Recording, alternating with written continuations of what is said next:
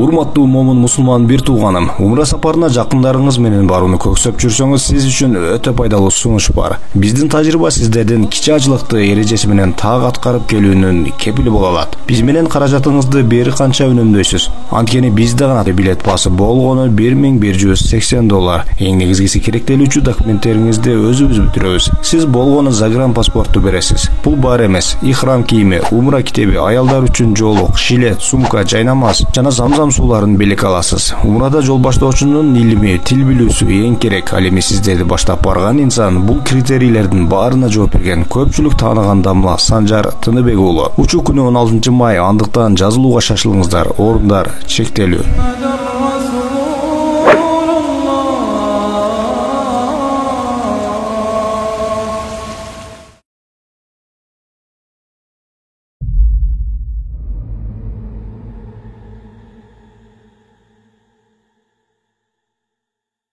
Өтө турган темабыз дүйнөгө өтө эле көңүл бурбаш. Дүйнөгө көңүл бурбаш деген сөз иштебей коюш эмес. Дүйнөгө жүрөктөн берилип албаш деген темада. Жана Аллах Тааланын канча берген болмосо, ошосуна каниет кылыш деген темада сөз кылабыз иншалла. Же болбосо Пайгамбарыбыздын саллаллаху алейхи вассалам айткан хадисин тема кылсак, идхат фи дуни эме деген бар. Варда бима касамаллах якун агнан нас. Силер Аллахтын силерге берген нерсесине ыраазы болгула, силер дүйнөдө эң бай адам болосуңар деп. Ошол деген тема болду иншалла. Аллахтын бергенине эле ыраазы боло берели. Аллах Таала бизди эң бай адамдардан кыласın. Буга кандай болот дегенде, Пайгамбардын айткан хадис бар. Кимде ким эртең менен ойгонгондо ден соолугу сак болсо, жана бир күндүк азыгы болсо, факада хизат дуния деген. Кимде ким ошол ден соолугу сак ойгонсо, бир күндүк жей турган тамагы болсо, ал бүткүл дүйнөнү ээлеп алыптыр деп. Дээрлик Аллах бардык нерсе колубузда турат. Бүгүн бул сөздө Аллахтын бергенине канаат кылыш, дүйнөгө көңүл бурбаш деген. Ушундай адамдар бар, же болбосо биз да ушундай адам болчубуз. Пайгамбар саллаллаху алейхи вассалам ушул кор болду деген адам. Пайгамбар саллаллаху алейхи вассалам айтат хадисте. Абу Хурайра радиаллаху анху риваят кылат, Пайгамбар саллаллаху алейхи угуп, анан аны башка сахабаларга. Иншалла. Алейкум ассалам. Пайгамбар айтат: "Таиса абдуд динар."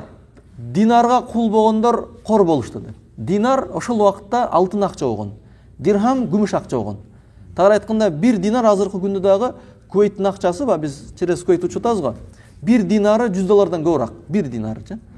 Ал эми дирхам бул эменен Дубайдын акчасы иштетишет, ал андан азыраак. Пайгамбардын убагында дагы дирхам алтын акча болгон, бир дирхамга бир кой берген. Бир динарга бир кой берген. Ошол азыраак эсептелинет. Биз айтканда эки порция тамак берген. Ошондой динарга кул болгондорду Аллах Таала кор кылды. Дирхамга кул болгондорго Аллах Таала кор кылды. Биздин сөз менен айтканда, долларга кул болгондорду Аллах Таала кор кылды, кор кылсын деп дуа иретинде. Сомго кул болгондорго Аллах Таала кор кылсын. Дагуланысы ва абдул хамиса, тамак ашка кул болгондорду Аллах Таала кор кылсын деп Пайгамбар саллаллаху алейхи вассалам каргап атат, дуа кетет да. Ким ошондой адамдар? Хадистин уланысында айт: "Ин у'тия радия." Эгерге ал адам ушундай акчага кул болгондор кимдер десе, аларга акча берилсе, ал ыраазы болот. Мындай бар го, ийгилик келсе, бай болсо, алхамдулилла, ибадат кылат ошондо. Аллах Таала мени ушул абалыман кетире кой, аркага кетире кой деп. Ибадат. Ва ин лам ю'та сахита. Эгерде ага берилбей калса, тагыраак айтканда, кедейликке түшүп кетсе, банкрот болсо, алынып калса, ачууланат. Кимге ачууланат? Аллахка ачууланат. Ибадатын дагы таштайт, өзү менен кетип калат. Ушундай адамдарда Пайгамбар саллаллаху алейхи вассалам кор болсун деген. Таиса вантакаса. Да уланысын айтып кетти, да кимдер ушул динарга кул? Ушундай өзүн дүйнөгө берилип кеткендер, ушу дүйнөгө киришип кеткендер, ушунчалык киришип кеткендер, ида шика фалан тақаша. Эгер кандайдыр бир тикен сайылса, же кандайдыр бир шиш нерсе сайылса, ошону чыгарып салганга дагы убакыт бою дүйнөгө жүгүргөндөргө. Пайгамбар саллаллаху алейхи вассалам 14 кылым мурда айтып атат. Караңыздар, бул абалды биз көрүп атабыз. Бирөө бир жери ооруйт, бирок убакыт жок. Не десе жумуш кылыш керек, дүйнө кууш керек. Дүйнө кууш керек деген бечара ачка калып атат окшойт десеңиз, ачка калган жок, Кудайга шүгүр. Бул азыркы күндө ачык айтайлык, Кыргызстандын деңгээлинде Кудайга шүгүр, тамактын курсагын мачтеп өлүп аткан адамдар дээрлик жок кесе. Анын көйгөйлөрүн сиздер барыңыздар, бизден жакшы билесиздер, өткөргөнсүздөр. Мисалы, Союздан чыккандан кийин 95-2000 жылга чейин тамак үчүн күн өтсө Кудайга шүгүр. Бул жүргөн күндөр болгон да. Тамак үчүн саардан кечке чуркапчы. Алхамдулилла күн өтүп атат деп. Бирок азыркы күндө алхамдулилла күн өтүп атканга ыраазы болгон заман келип атат да.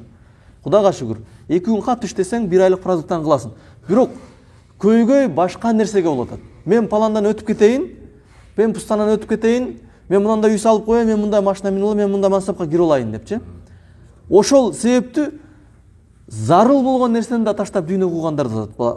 Акчага кул болгондор кандайлар дегенде. Эгер бир нерсе сайылган болсо, текеен жабан сайылса, ошону каратканга убакыт жок. Эмне дегенге убакыт жок. Өткөндө бирөө менен сүйлөшүп калдык эле. Кичине лечение кылбайсыз, ооруп атат да. Убакыт жок. Дагы бирөөсү айтып коет, менин оорганга убактым жок депчи. Ток, Аллах Таала ооруну берсе, сен убактын карабайт негизи, бирок эми айтып аткан сөз ушул кетет. Ал деген сөз шунчалык дүйнөнү өзүнө үйүп алган, ооруганга убакыт жок. Демек ибадатканга дагы убакыт жок да. Мындан карайлы, саардан кечке дүйнө куу менен убакыт болуп, ибадатка убакыт бөлбөй аткандар кандай гана кор. Ошол адамдар нак дүйнөнү сүйгөн деп айта алабыз. Кээде мындай капачылык болсо да башка десе да айтайлы. Себеби мындай болуп атат. Саардан кечке дүйнө кууп, кечке мал мейли бошогондо, адам азыр эч жерде иш жок, мисалы саардан кечке. Кечке мал интернетте чукуп, кино көрүп, YouTube көрүп, башка нерсе кылып, же болбосо телевизор сайып, ошону менен убакыт өткөрүп жүргөндөр кандай гана кор адамдар. Бул нерсеге алданбаш керек. Бул азыркы чыгарып аткан баягы артисттердин ырлары, чыгарып аткан клиптер, чыгарып аткан кинолор, булардын бардыгы мусулмандар Аллахка менен, Аллахтын ибадатына алек болбоо үчүн чыгарылган нерселер. Чоң проектте акчалар бөлүнөт, дин душмандар аркылуу, кафирлардын аркылуу. Бул пайгамбарыбыздын заманында дагы болгон. Качан Мекке мушриктери пайгамбарыбызга такыр тосалбай койгондо, мисалы дин тосуш үчүн кордук да көрсөтүп көрдү, кысым да көрсөтүп көрдү, болбой калганда акыры ушул жолго түшкөн. Атайын ырчыларга, бийчилерге, ошондой оюн зок өткөргөндөргө чоң акча бөлүп, ушул мушриктер өздөрүнүн бюджетинен ортодо акча чогулчу. Алаксытканга өткөн. Ким пайгамбарыбыздын сабагында отурса, сабагынан кетери менен ошого концерт коюп берген. Ошого чоң акча бөлүнгөн. Шамдан атайын ушундай бир таланттууларды таап келип туруп, убакыт бөлдүргөн. Аллах Таала Куранда айткан: "Ва минан наси ма яштари лахвал хадис ли юдилла ан сабилилlah ва лахум азабун мухин" деп Лукман сүрөсүнүн 6-аятында айткан. Адамдардын арасынан пайдасыз сөздөргө акча сарптагандар бар. Адамдарды Аллахтын жолунан тосуш үчүн. Аларга кордоочу азап бар, тозок бар деген. Ушундай адамдар бар азыр делечи. Сөз курук болуп калбасын. Чубак устаз көбүнчө сөз айтат болчу го. Бир молдо келип тоюнда бир сүйлөп берип, же болбосо ушул тойдо эки келин менен күйөөнүн никесин кыйып берсе, ошого 1000 сом берип койсо, 1 жыл айтат. Паланга мен 1000 сом берип койгом депчи. Бирок ошол эле малда күндө той болот. Менин ушул тамада болуп иштеп жүргөн жакын агалар дагы бар да. Күнүнө 500 доллардан акча берет. Не деген акча мына болчу? Бирөө келип ырдап кетип калса, ырдап кетип калган үчүн 200 доллар алат. 5 мүнөт ырдайт, билет кетет. Ошолордун бардыгы мусулмандар да, кызык жери. Бардыгы мусулмандар, мен Кудайдан корком дегендер.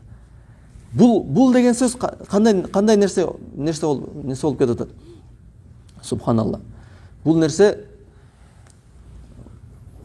пайдасыз нерсеге акча сарптоо. Валахум азабун мухин, кордоочу азап бар деген нерсе.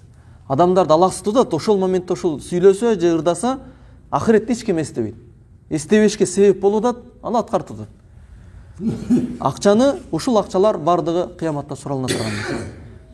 Кандай болбосун? Кайсы нерсеге адам суралынбайт? Өзүн жашаган үйүнө, аны дагы жасалгасы өттө эмес мындай жетин. Өзүнүн ибадатына сарптаган, кийген кийимине сарптаган нерсеге жооп берет, бирок андан башкасына сөзсүз түрдө жооп берилет. Хадис улантайлы. Пайгамбар саллаллаху алейхи вассалам эми дүйнөнү сүйгөн адамдардын сыпаттарын айтып туруп эми ылдыйга түштү. Туба ли абдин. Ушундай пенделерге бейиш болсун. Пайгамбар саллаллаху алейхи жакшы бата тилекпен айтат. Ахада би'инани фарасихи фи сабилилlah. Аллах жолунда атын минип атынын жүгөнүндө кармагандар. Ол деген сөз даяр тургандар. Жөн атка минип жөн отурсаң эчтекени күтпөй атасың да. Бирок качан жүгөнүн мында кармап даяр болгондо бул кандай бир чрезвычайный случайны күтүп атат. Же болсо буйрукту күтүп. Ушундай кармап тургандарга ашаса раса чачы тозуган деген сөз Аллахтын дини үчүн чуркап, Аллах дини үчүн чуркап деген сөз атты минип алып согуш эмес. Бул хадис түшүндүрүш үчүн жалпы айтылат да. Аллах Таала кайсы буйрукту аткарса, Аллах Тааланын динине кайсы нерсе жардам керек болсо, ушул нерсеге чуркагандар эч нерсени күтпөй. Тагыраак айтканда ушундай адамдар бар, биз таң калабыз да. Аллах жолунда илимди алып, жана илимди таркатып, Аллах жолунда ошол байлык топтоп, Аллах жолунда байлыкты таркаткандар бар. Аллах жолунда убактысын бергендер бар, ушундай адамдар бар. Тахажжуд малда түнкү саат 2-де, ушу күндө да бар, азы күндө. Мынандай иштер бар десе, уйкусын кечирип жөнөй тургандар бар. Барып, аткарыла турган ишин аткарып, анан кайры. Жок, эртең саар дебей тургандар. Пайгамбар ушундай адамдарды мактап айтып атат. Атынын жүгөнүн ушундай кармап, чуркагандар, ашаса раса чачы тозуган, ал тагыраак айтканда жуунуп алганга дагы убакыты жетпей, тесе-тесе. Өзүн караганга убакыты жетпей, ушундай Аллах жолунда чуркагандар. Наркынын тетириси. Наркы адам бир жер ооруп атса, угуу убакыт жок деп дүйнө угуп аткан, ооруганга убакыт жок деп дүйнө угуп атканын тетириси. Бети башын жакшы жууп алганга убакыт бою дайым жолдо жүргөндөр. Дайым Аллах жолунда чуркагандар. Мугаббира кадама буту чаң болгон абалда. Тагыраак айтканда көп кызмат кылгандар. Аллах жолунда көп кызмат кылгандар. Ушундай адамдар бар. Азыркы күндө дагы мындай силерге курук болбосун. Биздин арабызда дагы ушундай адамдар бар. Кызмат айтсаң, эминагыраак диний кызматчы, чуркагандар. Бирок дүйнөлүк кызмат болсо кечирип койгонга убактым жок депчи. Буту чаң болгондор дегени Пайгамбар саллаллаху алейхи ва саллям дайым кызматта жүрүп, Аллах жолунда көп баскан. Ал айтат, ушундай адамдар фаинкана фил хираса кана фил хараса. Эгер аларды бир жерде кароолго дайындасаң, сен кароол болуп турушуң керек десең, кароол болот. Ва инкана фисака кана фисак. Эгер аны арттагы калып кеткен нерселер чогултасы, эң аркада калып десе, ого макул. Тагыраак айтканда, бул сөзүндө Пайгамбар маанисинде. Ал өзүнө бир статус талап кылбайт. Кайсы кызматты койсоң, ошону коюп кете берет.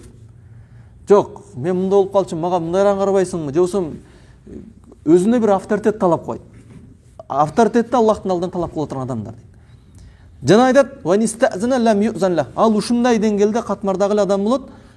Ал уруксат сураса бир жерден, "Мейли, мен муну кылбай турайын" десе, ага уруксат да бербей кое турган. Ушундай бир мындай элдин арасында билинбеген эле адам. Эгерде бир авторитет турак бирөө "Мен мындай кылайын" десе, сага зеленый деген сөз чыгат да, зеленый эмес агалчы. Ва ин шафа ва лам юшфа. Эгерде ал адам 1,5 ортого түшө турган болсо, ушуну тек көрбөйсүң десе, аны ортого түшүүсүн кабыл кылбай турган. Тагыраак айтканда өтө эле төмөн, эч ким барктабай турган адамдар. Барктабай турган деген сөз баркты талап кылбаган адамдар. Бизде тарыхта болгон динге болгон кызматтагы адамдар менен азыркы күндөгү динде кылган кызматтагы адамдарды айтсак, бул хадис түшүнүктүүрөөк болот. Тарыхта алардын жазган китептерин азыр окуп бүткөнгө мүмкүнчүлүк жете албай турган адамдар бар да. Азыркы күндө мен деген илимдүү адам тарыхтагы бир чекедеги бир алымдын кылган илимин жазган китебин окуй элекпиз. Окуганга али ага өмүр жете элек да. Чын айтканда биз дагы дүйнө менен алек болуп али ого жете элекпиз. Ага тагыраак айтканда акча сарптап анын илим жазган китебин окуй турган деңгээлде убакыт бөлө элекпиз азыркы. Бөлө элек азыркы маалда. Бирок алар катардагы адамдар болушкан. Мисалы алып келе турам болсок.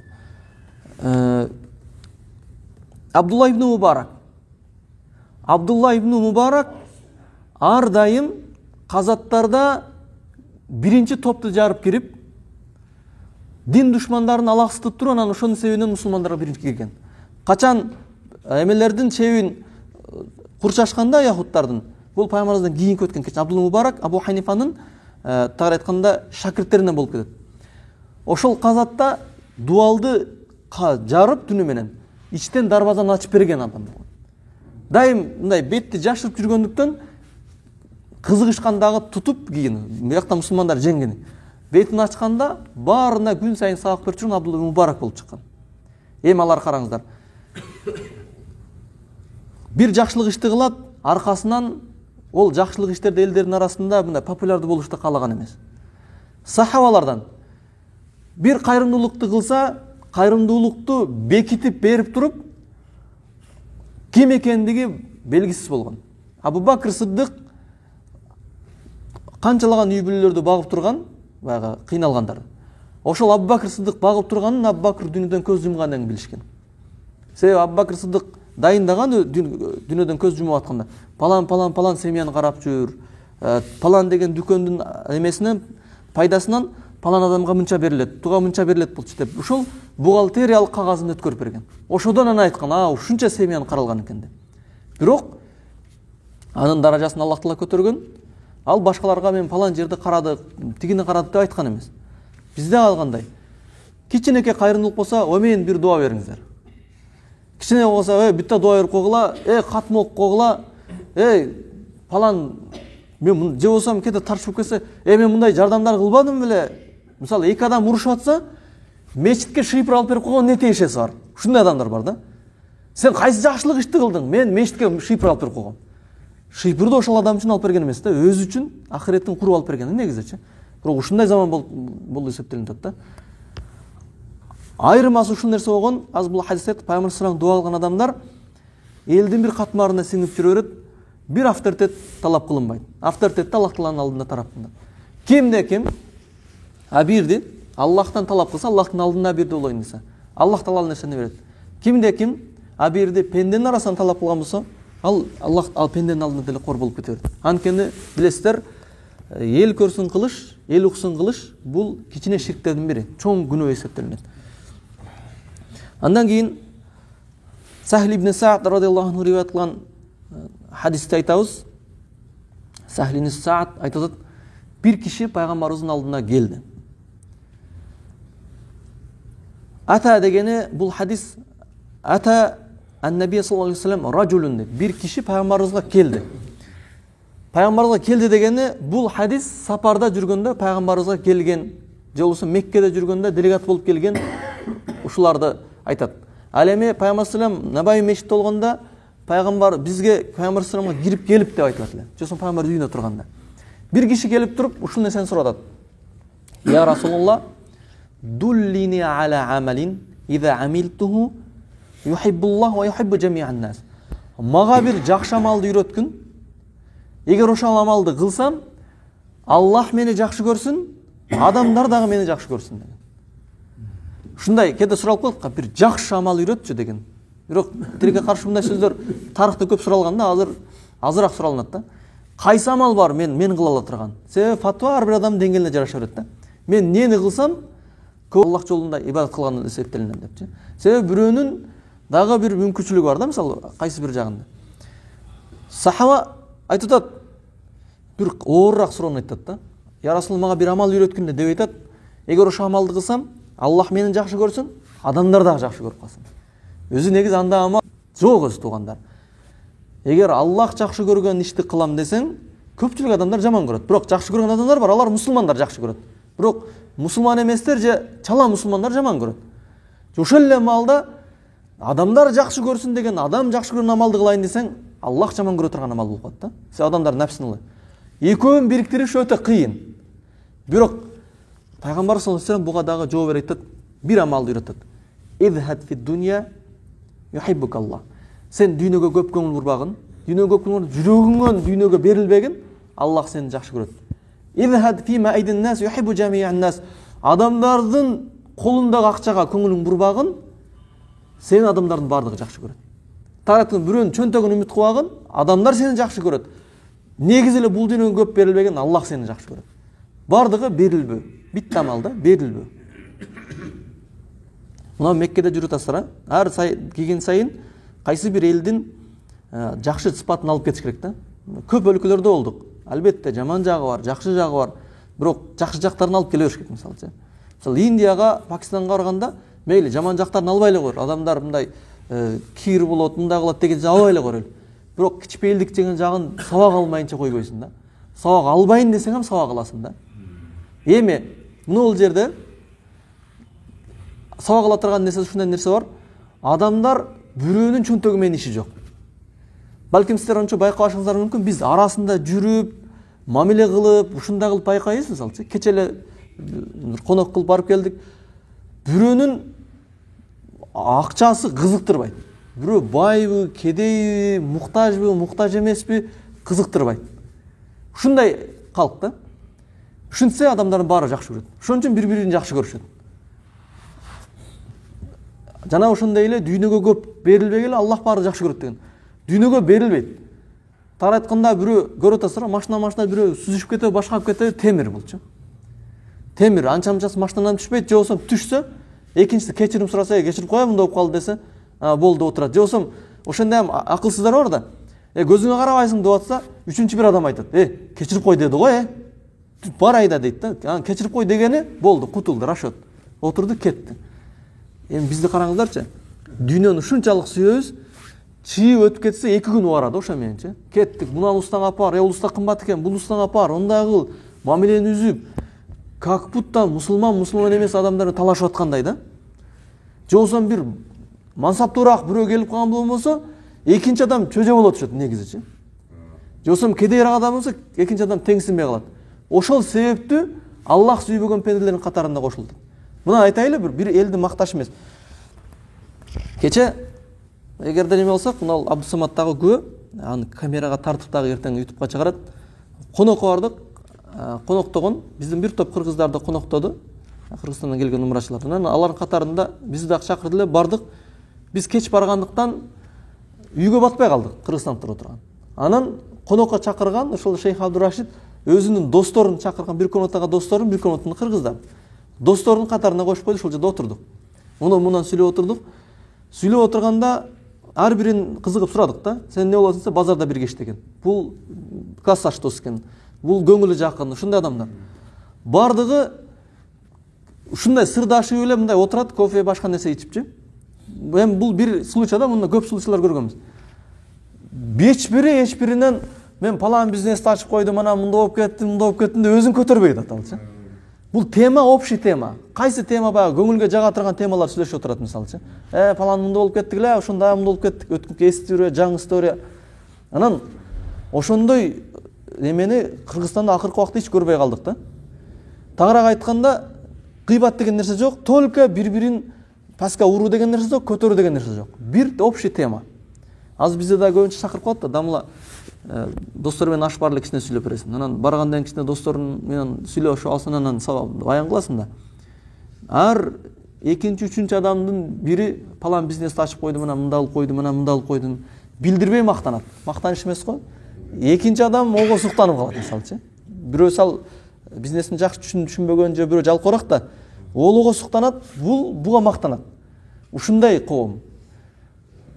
Тойлорго барсаңыз, мисалы сый бергендечи, машинасы менен мактанат, дасторкону менен мактанат, кийген кийими менен мактанат. Проблема болуп калды да. Акыр аягында прокат деген нерсе өнүгүп кетти. Мунун баардыгы кайсы нерсеге алып баратат? Хадиске каршы келген. Аллах сүйгөн, адам сүйгөн пенде болгусу келбестен, ушул нерсе ким адамдарга жагам десе, Аллахка жагам десе, көңүл бурбасын. Ошол нерсе менен баардыгын сүйүүсүндө тең болот.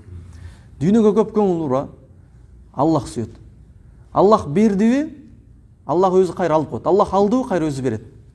Ошого мисалычы, бир кандайдыр бир кыйынчылык жетсе, банкроттук жетсе, Аллахтын берген нерсеси кайра калды. Ого көңүл бурбоо керек. Көңүл бурбоо дегенсе үйгө жатып алуу керек эмес. Мындай жандалбастан иштеш керек, бирок мындай результатында ончолук жүрөккө киргизбеш керек. Азыр акча чөнтөктө эмес, жүрөктө турган заман азырчы. Шундай бир жүрөктө турган заман деген кандай? Кошуна 2 карыш кирип кетсе жергечи, ошо кошуна менен урушасың. Болбосо жаман жакшылыгың өткөн да, өлүп калсаң ошо кошуна көмөт. Кокус бир ооруп калганда кошунан больницага апарган. Бирок тилекке каршы чабара татып атып, кошуна акылсыздык кылды да, келип 2 карыш жарым метр кирип кетти. Ошо менен кечке урушкан. Биз 1 метр жерге батпаган жерге коюлабыз. Мейли, кирдиңби, кирип кетчи ошонучу. Аны менен эчтеке чечилбейт да. Главное чечилди, мына сеткаңды тарт болду, всё. Будан кийин экинчиси айтпа, болду. Бүрсүгүн дагы 15 жылдан кийин кошуна уялат, кайра бияка тартат. Качан уялбайт? 1 метр кирди, талашып жүрүп сен ам жарым метр киргизгениңде болду, ошо бойдон калат да. Кок сен жериңе жарым метр кирип кетсе дагы өмүр бою бербейт анычы. Тек коюлу ушул нерседечи. Кокус бирөө жарым машина менен сүзүшүп кетти. Мейли мында карап көр.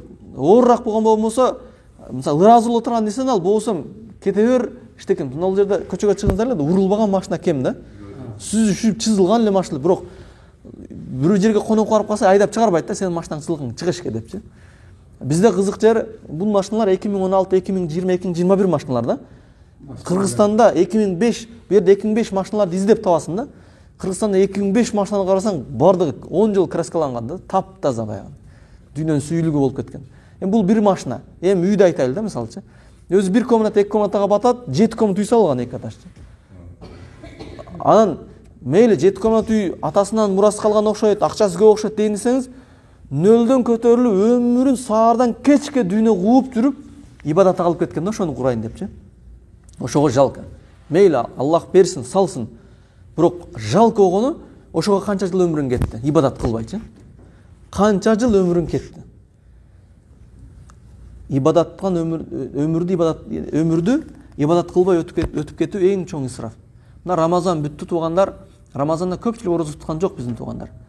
Себеби дүйнө кууш үчүн, иштер бар эле, сезон бар эле, мон бүтүрүп коюн, стройка кылып коюн дегендерчи. Бирок Рамазан бүттү, орозо тутканы деле, тутпаганы деле бирдей болду да. Экөөнүн кирешеси бирдей эле болуп калды да. Бирок туткандар утту да.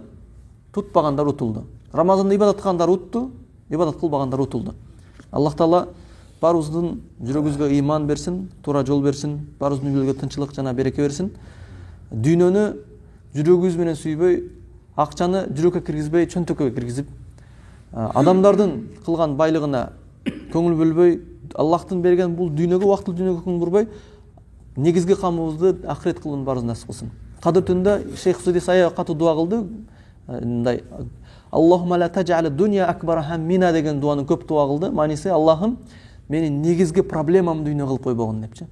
Проблема болот негизи, ошо проблемалардын негизи дүйнө болбосун. Негизги проблемабыз ахирет болсун, ахиреттеги үйүбүз болсун. Аллахум аслих ал-ахира фа хуа маарина. Аллахым биздин ахиретибизди жакшырткын, анткени биздин бара турган жерибиз ошол.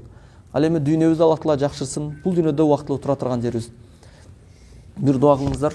Сагыбызды кутайбыз. Кимге келдик эле? Эки аксакал. Дуа кылыңыздар. Ел көрсүн деп bir нерсе сатып алсаң, пардаң жаңыртсаң же килем жаңыртып койсоң, ада ширк кирип кете береби? Жок, ширкке кириш үчүн ибадат ишти эл көрсүн үчүн кылсачы. Ошо эл көрсүн. Ал эми жөн дүйнөбү мубах нерсени эл көрсүн кылса ал күнөө. Ага далил. Пайгамбарыбыз атта, тулпарларда 3 нерсе бар деген да. Бирөөсү күнөө, бирөө күнөө. Бирөөсү эме кадырысы эчтеке эмес, мубах. Үчүнчүсү бул ал үчүн бейиш деген. Бейиш дегени бирөө ат минди, аны Аллах жолуна байлады да. Аллах жолунда кызмат кылабыз, Аллах жолунда иштетебиз. Аллах жолунда казат болуп, Аллах жолунда кызмат кылуу. Экинчиси атты алды, жер айдап туаса кылабыз, тирлигин иштеп. Үчүнчүсү атты алды, Эл көрсүн. Бул күнөө деген да.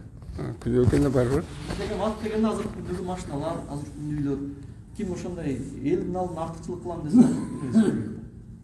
Анан буга дагы кошумча аят бар, ал-хакумут такатур деп. Силер бири-бириңерде мен артыкмын, мен артыкмын деп талашып алууңар, силерди алаксытып алдап койду.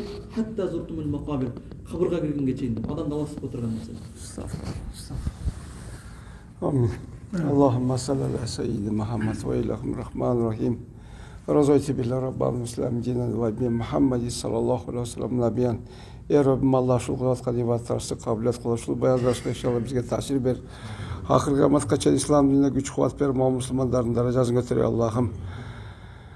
Ömrüsün ahire çen İslam dinine hizmet kılıp adamları жақсылыққа çakıp camiattan kaytaşka bizge mümkünlük ver Allah'ım. Şu damlağızka diye Allah'ım bu dünyasında ahiretin beri. İlimle hilim, hilimle hilim beri Allah'ım. Rabbana atina fid dünya hasenatan ve fil ahireti hasenatan ve qina azabannar. Sallallahu aleyhi ve sellem.